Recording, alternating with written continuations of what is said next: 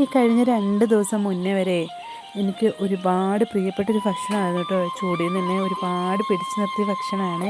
മഴ പെയ്തെന്ന് പറഞ്ഞ് നമുക്കതിനെ കളയാൻ പറ്റുമോ?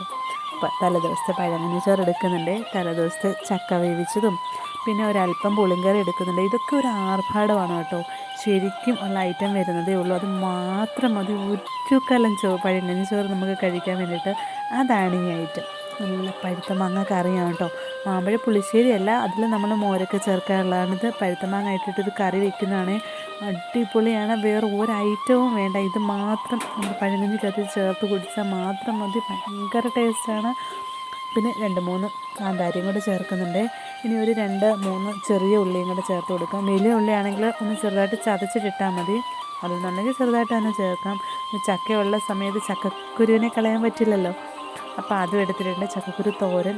പിന്നെ ഇത് നമ്മുടെ ഉലുവാമീൻ കറിയാണ് കേട്ടോ.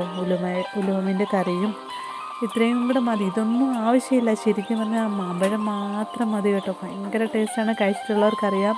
നമ്മൾ ആ കാന്താരി ഇതിലേക്ക് ഒന്ന് ഉടച്ച് കൊടുക്കുന്നുണ്ട്. ഉള്ളിയും കൂടെ ഒന്ന് ഉടച്ച് ചേർക്കുന്നുണ്ട്. ഞാൻ പറഞ്ഞല്ലോ, വലിയ ഉള്ളിയാണെന്നുണ്ടെങ്കിൽ നമുക്കൊന്ന് ചതച്ചിട്ടിടാം, അല്ലെന്നുണ്ടെങ്കിൽ ഇതാ ഇങ്ങനെ ഒന്ന് ജസ്റ്റ് ഞെരടി കൊടുത്താൽ മാത്രം മതി കേട്ടോ.